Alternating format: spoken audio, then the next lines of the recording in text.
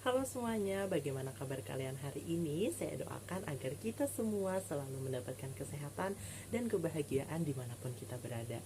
Kita semua tahu bahwa COVID-19 itu merupakan sebuah pandemi yang menyerang hampir seluruh populasi di muka bumi.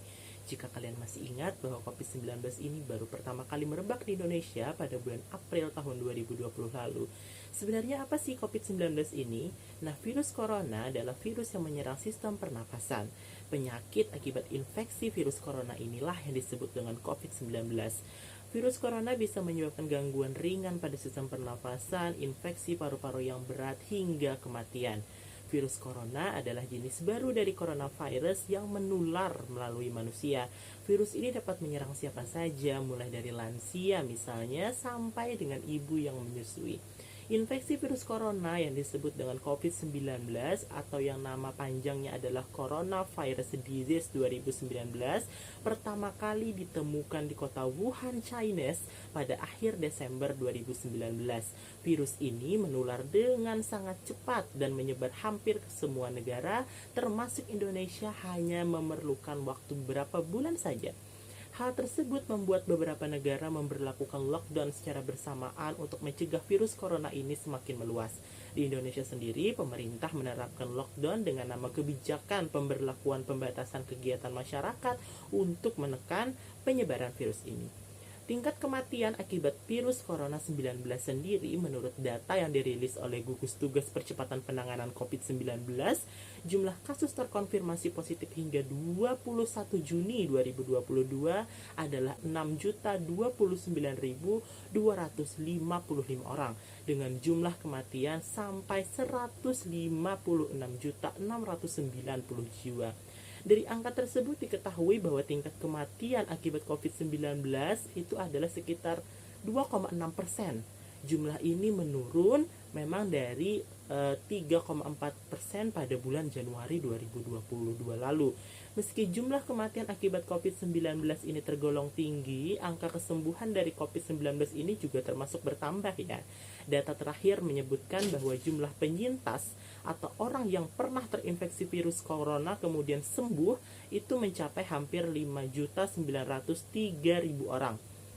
Nah, sebenarnya apa sih gejala virus corona atau COVID-19 ini sehingga kita semua bisa menjadi tahu dan aware terhadap permasalahan yang ada di Indonesia? Secara umum, ada 3 gejala umum yang bisa menandakan seseorang itu terinfeksi virus corona. Yang pertama itu adalah demam. Demam yang biasanya menyebabkan suhu tubuh manusia itu berada di atas 38 derajat Celcius. Kemudian yang kedua adalah batuk kering. Dan yang ketiga yang pasti terjadi adalah sesak nafas.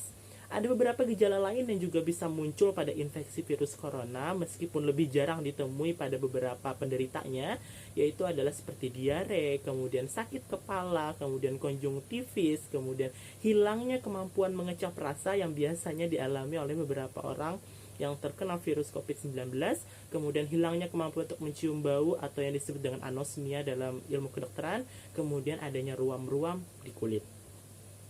Gejala-gejala COVID-19 ini umumnya muncul dalam waktu 2 hari sampai 2 minggu setelah penderita terpapar virus corona.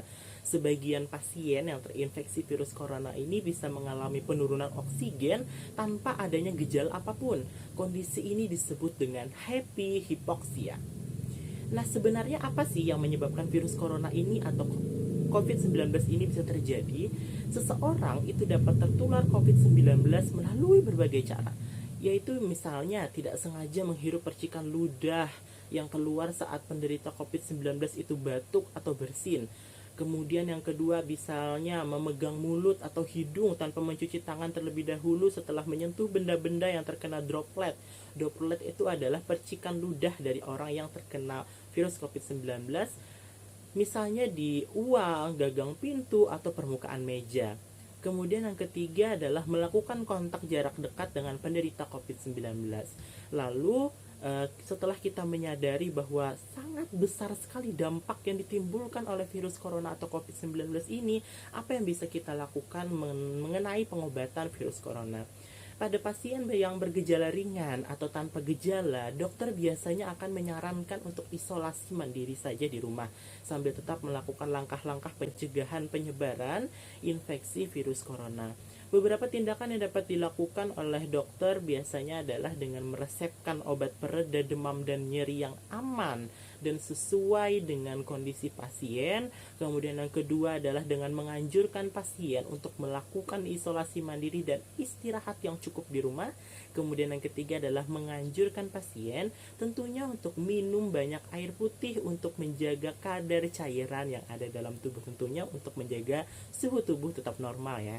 Kemudian sementara pada pasien dengan gejala yang berat, dokter akan memberikan rujukan untuk menjalani karantina di rumah sakit. Tidak cukup hanya dengan isolasi mandiri. Metode perawatan yang diberikan oleh dokter itu biasanya bervariasi, mulai dari pemberian infus cairan agar pasien tetap terhidrasi. Kemudian yang kedua adalah pemasangan ventilator atau alat bantu nafas apabila pasien sudah mengalami gangguan pernapasan yang berat.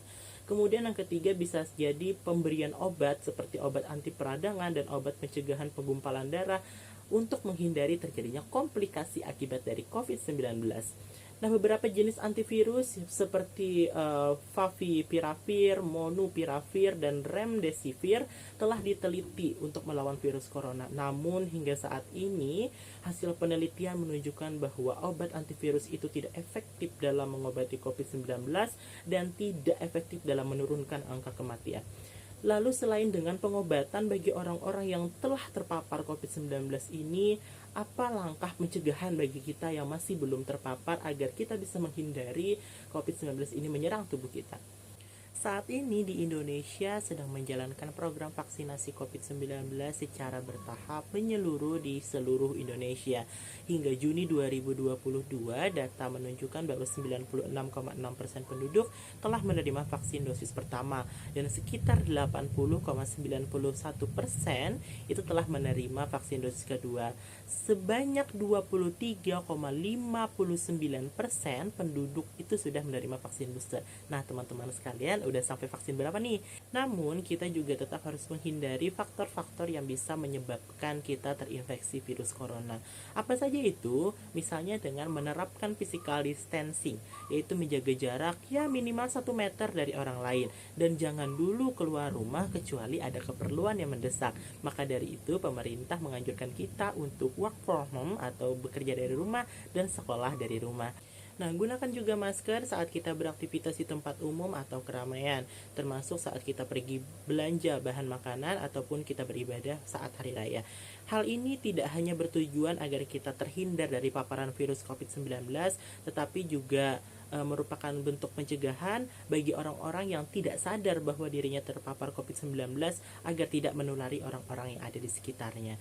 Kemudian yang ketiga adalah dengan rutin mencuci tangan dengan air dan sabun atau bisa menggunakan hand sanitizer yang bisa kita bawa kemana saja, yang umumnya mengandung alkohol minimal 60% ya, terutama setelah kita beraktivitas di luar rumah atau di tempat umum di mana kita biasanya menyentuh barang-barang atau fasilitas umum yang menjadi sentuhan bagi banyak orang. Kemudian yang keempat adalah jangan menyentuh mata, mulut, dan hidung sebelum kita mencuci tangan.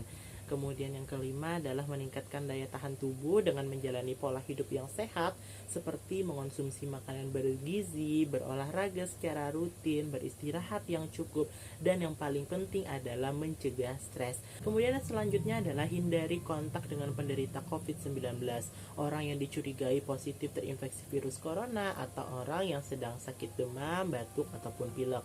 Kemudian tutup mulut dan hidung dengan tisu saat batuk atau bersin. Kemudian buang tisu tersebut ke tempat sampah. Yang paling penting adalah jaga kebersihan lingkungan dan kebersihan rumah ya, termasuk benda-benda yang sering kita sentuh. Nah, dari segala banyaknya hal-hal yang ditimbulkan mengenai dampak negatif COVID-19 itu, maka alangkah lebih baiknya kita menjaga diri kita agar tidak terpapar oleh virus COVID-19. Bagi para pasien yang telah menderita COVID-19 ini, saya doakan agar kita selalu bisa tetap semangat dan juga bisa menjalani ini sampai Anda semua bisa sembuh kembali. Itu saja yang bisa saya berikan mengenai pemaparan tentang COVID-19. Jaga kesehatan, pakailah masker saat Anda berada di luar ruangan, dan terima kasih. Selamat beraktivitas kembali. Ya.